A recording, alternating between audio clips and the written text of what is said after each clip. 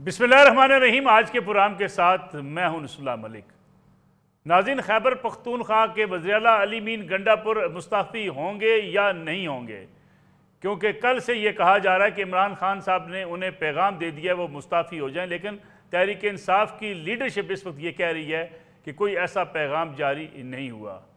वज़ीर-ए-आला house के तर्जमान कहते हैं कि अगर इमरान खान साहब का हुक्म आ गया तो वज़ीर-ए-आला मुस्तफ़ी हो जाएंगे, लेकिन हकीकत क्या है और इसमें अफसाना कितना है।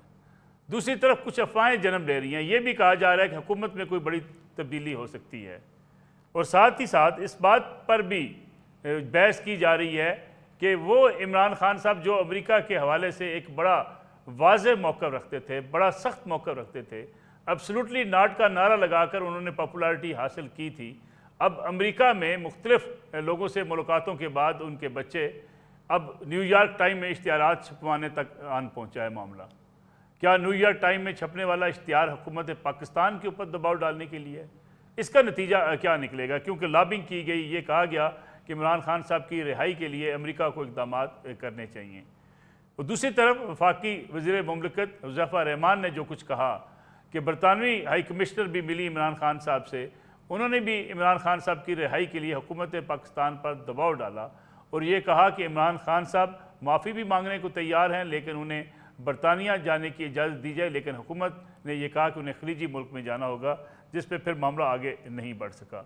ये जो हुकूमत हर वक्त कहती है कि इमरान खान NRO मांगते हैं, ये NRO है क्या? और वाकई कहीं NRO अब जो तय होता हुआ हमें दिखाई देता है, क्योंकि अगर इमरान खान साहब की सहूलियात बहाल की जा रही हैं तो इसके पस पर्दा मुहरक़ात क्या हो सकते हैं। ये भी आज के प्रोग्राम का मौजू होगा। मेरे साथ तशरीफ़ रखते हैं मुल्क के सीनियर साफ़ी तज़कियाकार जनाब आमिर इलियास राना साहब, उनके साथ मौजूद हैं सीनियर साफ़ी सीनियर तज़कियाकार जनाब हमाद हसन साहब, जबकि इसार राना साहब सीनियर साफ़ी सीनियर तज़कियाकार वो भी आज के प्रोग्राम में शरीके गुफ्तगू होंगे।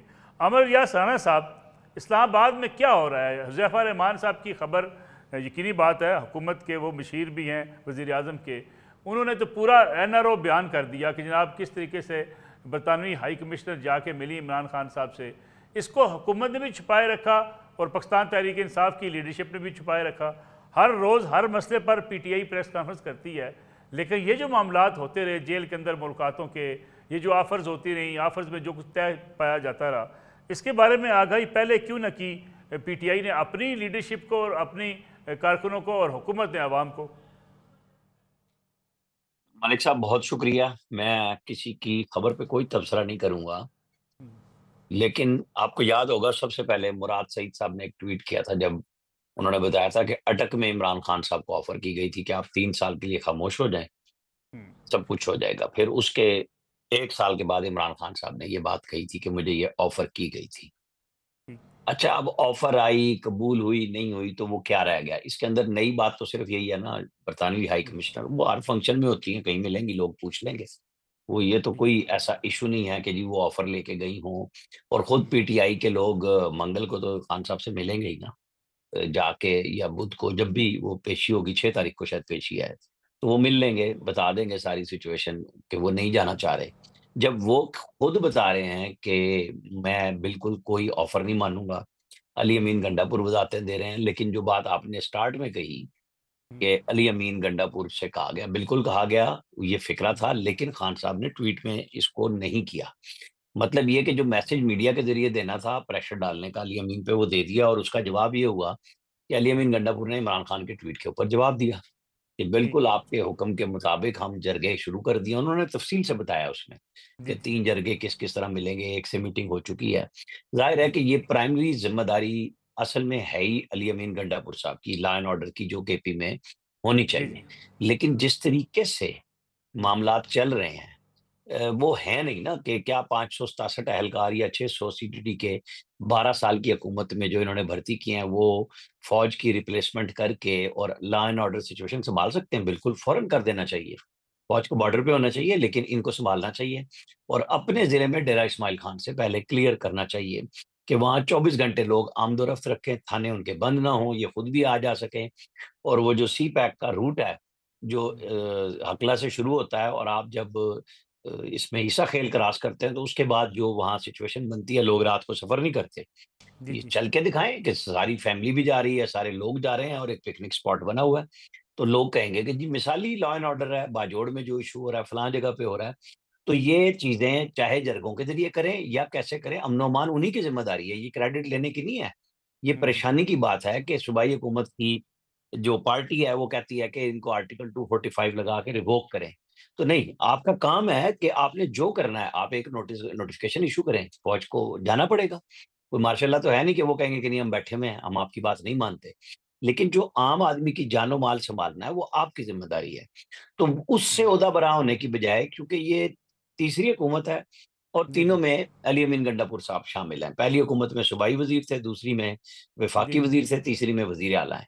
तो ये जवाब इन्हें देना है कि जो बीआरटी से लेके हर चीज से वो कहते हैं कि ये मेरी जिम्मेदारी नहीं है। तो दूसरा साल जो चल रहा है इनकी गवर्नमेंट का, तो लॉ एंड ऑर्डर की सिचुएशन तो बरह रास्त इनकी जिम्मेदारी है। इमरान बिल्कुल। खान को क्यों कहना पड़ रहा है? अब ये इमरान खान के लिए भी इम्तिहान है कि वो जब जुबानी बात की है तो अगली दफा लोग पूछेंगे जी आपके ट्वीट में तो वो बात नहीं आई कि वो इस्तीफा दे दो। और वो वजाते दे रही है पूरी पीटीआई की गवर्नमेंट, क्योंकि ज़ाहिर है वो कहेंगे कि जी हमें तो ये इंस्ट्रक्शंस आई हैं। ये तो बिल्कुल ठीक। मीडिया का काम है कि बात में बात फेर देता है, भुला देता है। लेकिन एक सिचुएशन है जिस जी पे जी इमरान खान साहब भी परेशान हुए हैं पहली दफा। वरना देखे ना, ऑप्टिक्स पे ये खेल करते हैं जी सारे जी का सारा, ये कोई कारकर्दगी पे तो नहीं करते कि कोई कोई बिल्कुल कोई ठीक। यूनिवर्सिटियां।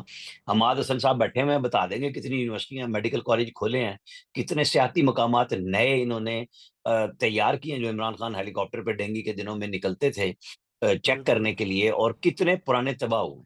हमाद हसन साहब ये बताइएगा कि अली मीर गंडापुर साहब जा रहे हैं या रुक रहे हैं? दूसरा, बाजोड़ के अंदर जो है वो इस वक्त अमन मुज़ाकराती कमेटी मुज़ाकरात कर रही है, उसका क्या नतीजा निकलेगा? क्या ऑपरेशन होगा या ऑपरेशन के हवाले से कुछ डिले हो सकता है?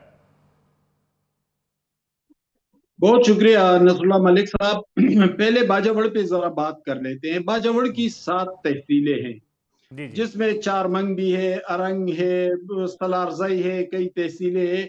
लेकिन 2 तहसीलों मामून और लोई मामून में ऑपरेशन हो रहा है। ये बुनियादी तौर पर अफगान बॉर्डर से मुल्हिका तहसीलें हैं और यहाँ पर दहशत गर्दों की मौजूदगी है। बाकी तमाम तहसीलों में कदर अमन है, सुकून है। जी जी अब बाजावड़ में मामला कदर मुख्तलिफ है, दूसरे फाटा डिस्ट्रिक्ट से या जो पुरानी एजेंसियां थी उससे जरा कदर मुख्तलिफ है मामला। ठीक। वहां पर जरगा बाकायदा तौर पर तालिबान के साथ मुज़ाकरात को एंगेज किया है, यानी ये ठीक। एक अच्छी अलामत है कि जरगे ने एंगेज कर लिया है। और गुज़श्ता 3 दिनों से मुज़ाकरात हो रहे हैं, 2 सेशन हुए हैं मुज़ाकरात के। मीडिया में बताया जा रहा है कि तालिबान ने इनकार किया, लेकिन ये ऐसा नहीं है, सूरत हाल ऐसी नहीं है ग्राउंड पर। हम्म। तालिबान का एक ग्रुप जो है वो गो कि उनका रवैया बड़ा रिजिड है और उन्होंने इनकार किया है, लेकिन तालिबान के बाज लोगों ने जरगे के मेंबरान से ठीक। कहा है कि हम मुज़ाकरात जारी रखेंगे। मुझे इसके पीछे तालिबान की एक स्ट्रेटजी नजर आ रही है, क्योंकि तालिबान एक तरह से नरगे में आ गए हैं। जो दहशतगर्द मौजूद है इन 2 तहसीलों में, मामून और लुई मामून में, तो वहां वो एक तरह से नरगे में आ गए हैं। एक तो जो जो मकामी लोग हैं इन तहसीलों के, इन करीबी देहातों के, एक तो वो उनके लिए कोई स्पेस नहीं दे रहे हैं, और बल्कि वो सिक्योरिटी फोर्सेस के साथ या जो ठीक ऑपरेशन है। हो रहा है उसकी हमायत कर रहे हैं। दूसरी बात यह कि एक तरह से नरगे में वो यूं आए हैं कि जी जी उनके पास ठीक है बंदूकें तो मौजूद है, लेकिन उनके पास सैटेलाइट या जेट या जहाज या ये चीजें तो उनके पास जंग के लिए मौजूद नहीं है। हम्म। अफगानिस्तान के अंदर कुछ अरसा पहले पुलिस सरबराह मुल्ला सईद ने वहां के स्पिरिचुअल लीडर मुल्ला हिबतुल्लाह अखुंजादे का पैगाम पढ़कर सुनाया था कि अफगानिस्तान के अंदर अगर कोई दहशतगर्द मौजूद है और वो हमारे हमसाया मुल्क में दहशतगर्दी कर रहा है, तो हम उसको हिरगिज़ इजाजत नहीं देंगे और न उसको अफगानिस्तान में रहने देंगे। ठीक। अब जरगे ने इनसे कहा है कि या तो आप अफगानिस्तान चले जाए या पहाड़ों की तरफ आबादी से दूर चले जाए और वहां पर फिर लड़े। अब इनके पास अफगानिस्तान का ऑप्शन भी नहीं रहा, क्योंकि अगर ये अफगानिस्तान जाएंगे तो अब तालिबान हुकूमत इनके खिलाफ कार्रवाई करेगी। उनकी पॉलिसी तो वाज़ेह तौर पर सामने आ चुकी है ठीक है, अगर ये पहाड़ों पर चले जाए तो फिर यहाँ पर मकामी आबादियां, सिक्योरिटी फोर्सेस और दूसरे इदारे ठीक है, मिलकर इनके खिलाफ ऑपरेशन करेंगे। तो इन्होंने डबल रवैया अपनाया हुआ है, यानी दोनों ऑप्शन खुले छोड़े हैं। ठीक हो गया। हमारे साहब अली मीन गंडापुर साहब का इसके मुस्तकबिल। देखिए, अली अमीन गंडापुर का मुस्तकबिल, एक तो इमरान खान ने कहा है कि वो ऑपरेशन को रोके वरना इस्तीफा दे। भाई, आप उससे इस्तीफा ले सकते हैं, पहले तो आप जो बात कर रहे हैं पहले उसके हकायक तक तो पहुंचे। क्या खैबर पुख्तनख्वा असम्बली पर आपका कंट्रोल है? अगर है तो अली अमीन गंडापुर ने पार्लिमानी पार्टी के इजलास के फौरन बाद, जब उन पर पार्टी के अंदर जो हार्डलाइनर्स हैं, जिनमें स्पीकर बाबर सलीम स्वाति का ग्रुप मौजूद है, जिसमें सुहेल अफरीदी है मुशीर, जी जी। जिसमें मीना खान अफरीदी है सूबाई वजीर, और दूसरे लोग हैं, उन्होंने प्रेशर डाला गंडापुर पर, उन्होंने एक जारहाना रवैया इख्तियार किया इदारों के खिलाफ। लेकिन ठीक है, चंद घंटे बाद जब एपेक्स कमेटी का इजलास हुआ तो बिल्कुल यू टर्न लिया और उन्होंने एक अलग रवैया अपनाया। इससे वाजे हो रहा है कि गंडापुर किसके कंट्रोल में है, हुकूमत किसके कंट्रोल में है और असम्बली किसके कंट्रोल में है। तो इमरान खान पहले जो बात कर रहे हैं कि गंडापुर इस्तीफा दे, तो न गंडापुर अब अपनी मर्जी से इस्तीफा दे सकता है और न इमरान खान उनको हटा सकता है। ये तो जो जो जमीनी हकायक है वही मैं बता रहा हूं आपको। ठीक है। लेकिन लेकिन इसके बावजूद हम आते हैं एहतिजाज की तरफ। मैं एहतिजाज पे मैं आता हूँ, एहतिजाज पीटीआई पे के मैं चेयरमैन वापस आता बैरिस्टर हूँ गौहर हमारे ने साहब। एहतिजाज पे मैं वापस आता हूँ। इशहार राणा साहब, ये जो अभी खबरें सामने आ गई हैं कि जनाब इमरान खान साहब मान गए, बरतानवी जो है वहाँ पे हाई कमिश्नर, उन्होंने किरदार अदा किया और इमरान खान साहब जाने को तैयार थे बरतानिया, लेकिन उन्हें एक खलीजी मुल्क जाने की ऑफ़र की गई। NRO यही है जिसके बारे में हुकूमत बारहा कहती है कि इमरान खान साहब NRO मांगते हैं, माफ़ी मांगने को तैयार हैं। फिर ये बयानिया कहाँ रह गया कि जनाब इमरान खान साहब तो कोई NRO नहीं मांगते, वो तो बरतानिया जाने को तैयार है, हुकूमत ये कह रही है। मलिक साहब, इसमें बड़ी दिलचस्प बात है कि ये जो आप बता रहे हैं इसका भी सोर्स एक पुराना सहाफ़ी है और दूसरा सोर्स जो है वो हमारे मारूफ का सहाफ़ी है सुहेल वड़ाइच साहब।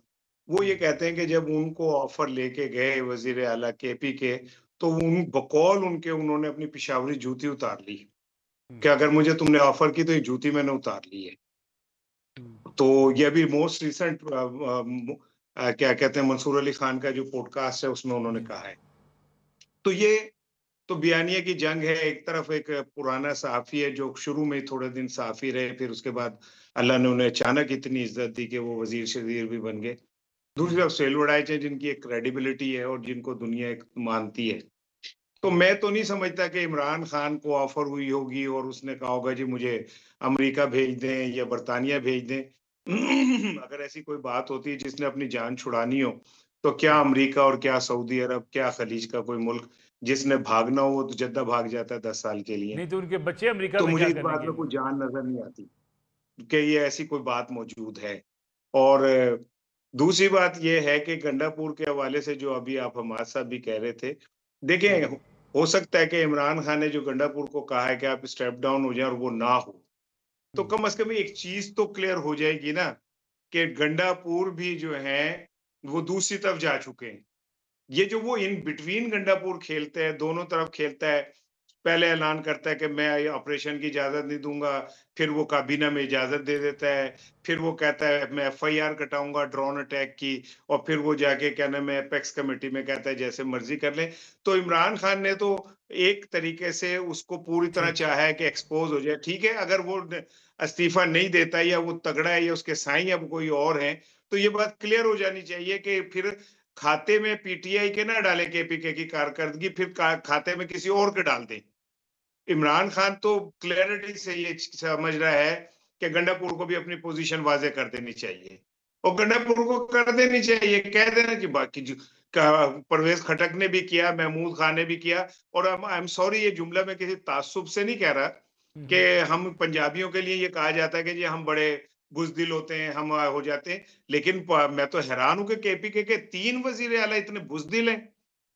तीनों ने क्या कहते हैं घुटने टेक दिए। मेरी नज़र में, और मेरा यकीन है, मैं दिल पे हाथ रख के कह रहा हूँ, मेरा भाई पठान बहुत गयूर है। जितनी उसने मार खाई पाकिस्तान के लिए, डेमोक्रेसी के लिए, मैं समझता हूँ किसी ने नहीं खाई।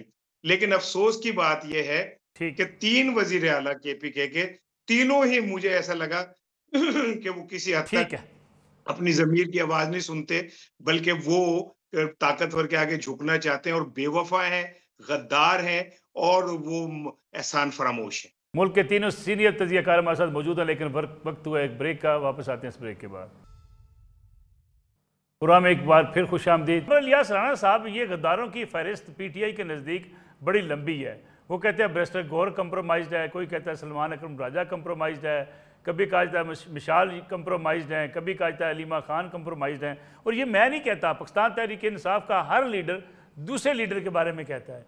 तो फिर मसला क्या है? इमरान खान साहब की लीडरशिप के अंदर अगर सारे लोग कंप्रोमाइज्ड हैं, तो फिर ये पार्टी एहतजाज करेगी कैसे? ये सियासी जमात के तौर पर काम कैसे करेगी?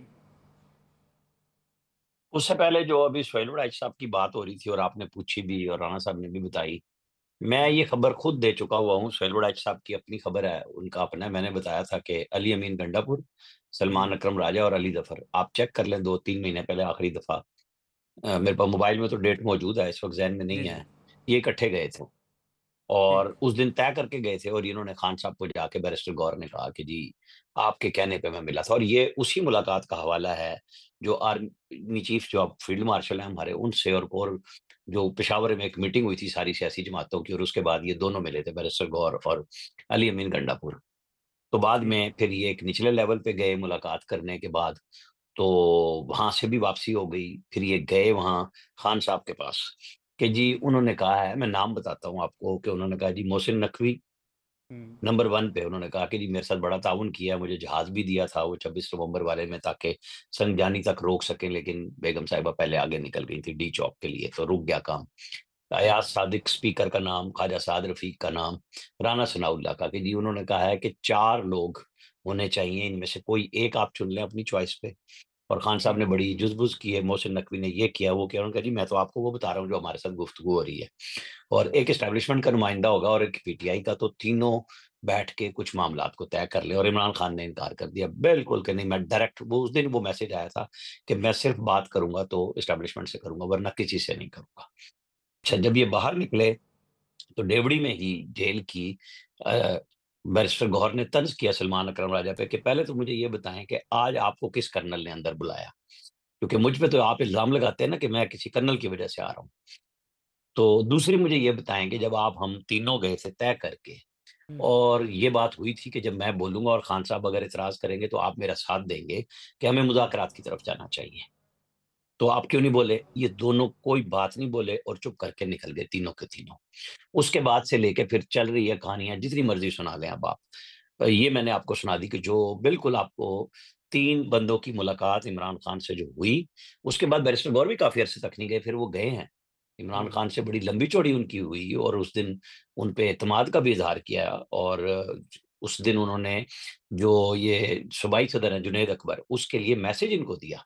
और उस वक्त 2 जो है ना वकला, ज़हीर चौधरी और एक और जो रेगुलर जाते थे, वो मौजूद थे, जिसमें इमरान खान ने जब ये कहा गया था ना कि टीवी नहीं मुझे मिल रहा, तो उन्होंने कहा कि हामिद मीर के प्रोग्राम में जुनैद अकबर ने चूंकि कहा था कि जिस दिन मैंने सवाबी में जलसा कराया, तो उस दिन से लेके असद कैसर, शहराम तरक्की, मेरे ज़िले में खुद बैरिस्टर गौहर के सब जगहों पे मसाइल पैदा हो गए, इंतजामिया उनसे ताउन नहीं कर रही है। तो उन्होंने कहा उसने वो इंटरव्यू क्यों दिया और उसको मना करो, और उसके बाद जुनैद अकबर का कोई ऐसा इंटरव्यू भी नहीं आया।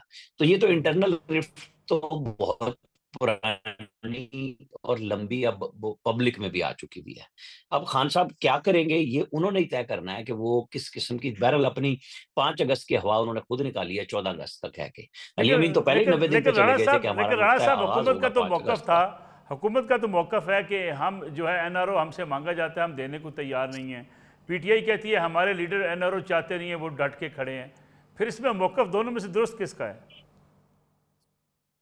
नहीं, वो मौकफ तो आज एक तो न्यूयॉर्क टाइम्स में एड जो छपा है उसके अंदर भी मौकफ मौजूद है कि वो अमेरिका से मदद चाह रहे हैं, और इमरान खान ने डिलीवर भी किया है।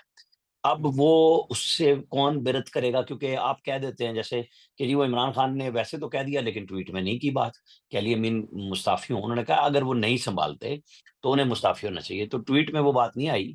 और उन्होंने जवाब भी इसीलिए तुरंत दिया, फौरन ताबेदारी दिखाई कि जनाब मैं तो जरगे शुरू कर चुका हूँ और जरगे होने चाहिए, वहां के हालात ऐसे हैं। बिल्कुल ठीक। लेकिन लॉ एंड ऑर्डर की सिचुएशन तो अल्टीमेटली पीटीआई की है ना, वहां पे जो पीटीआई की सूबाई गवर्नमेंट है, तो वो तय कर ले। मैं पहले भी कह रहा हूँ बार बार के सीटीडी के जो लोग हैं वो संभाल सकते हैं तो संभाल लें, क्यों देर करते हैं, वापस भेज दें। 245 जो है आर्टिकल आइन का, उसको रिवोक कर दें। ठीक। हमाद हसन साहब, एहतजाज की बात हो रही है, क्या 5 अगस्त को पीटीआई खैबर पख्तूनख्वा में एहतजाज करें? क्योंकि पंजाब में तो हमें नज़र नहीं आता। उन्होंने कहा नहीं जी हम कोई ना रैली करेंगे ना कोई जलसा होगा, बस अपने अपनी सतह पे एहतजाज होगा, कोई बड़ी तैयारी भी नहीं है। दूसरी तरफ इस वक्त तनकीद का सामना है हुकूमत को कि ये कश्मीरी जो है इसको यौम इस्तिसाल के तौर पर 5 अगस्त को मनाते हैं, पाकिस्तानी भी इसको यौम इस्तिसाल समझते हैं। लेकिन पीटीआई को क्या मसला क्या होता है कि ऐसे दिनों का इंतखाब क्यों कर लेती है? जी देखिए, इसमें कोई शक नहीं है कि पुख्तनख्वा में इमरान खान और पीटीआई की एक पॉपुलरिटी है, लेकिन सवाल ये है कि वो पॉपुलरिटी सोशल मीडिया तक तो महदूद है, लेकिन पॉलिटिकल ग्राउंड पर वो कहाँ दिखाई दे रही है, हमने तो कहीं नहीं देखा। यानी अभी एहतजाज की कॉल खान साहब ने दी तो पुख्तनख्वा में कहाँ पर उनके बड़े जलसे हुए, कॉर्नर मीटिंग्स हुए, गैदरिंग्स हुई, तंजीमी इज्तिमात हुए। यानी ये तो कहीं देखने में नहीं आया। जब पार्टी के अंदर ये पोजीशन हो कि अली अमीन गंडापुर को एक तरफ पार्लिमानी पार्टी प्रेशराइज करे, वो एक बात करे और चंद घंटे बाद वो उसके बिल्कुल उलट बात करे। जब पार्टी के अंदर ये पोजीशन हो कि मशाल यूसुफजई इमरान खान उनको नॉमिनेट करे और जब वो सेनेटर बने तो अलीमा खान उनके खिलाफ एक लंबा चौड़ा बयान दे दे। जब पार्टी के अंदर ये पोजीशन हो कि पार्टी के सूबाई सदर जुनैद अकबर कई दिनों से, कई हफ्तों से, हत्ता के सेनेट इलेक्शन में भी कहीं दिखाई नहीं दिए। जब वो ठीक। पार्टी के अंदर ये पोजीशन हो कि कई ग्रुपों में पार्टी बटी हुई हो, सूबाई सदर कहे कि सवाबी जलसे में असद कैसर से लेकर बुनेर के रियाज खान तक जैसे लोगों ने मेरी मदद की थी और फिर गंडापुर का अजाब उन पर नाजिल हुआ था।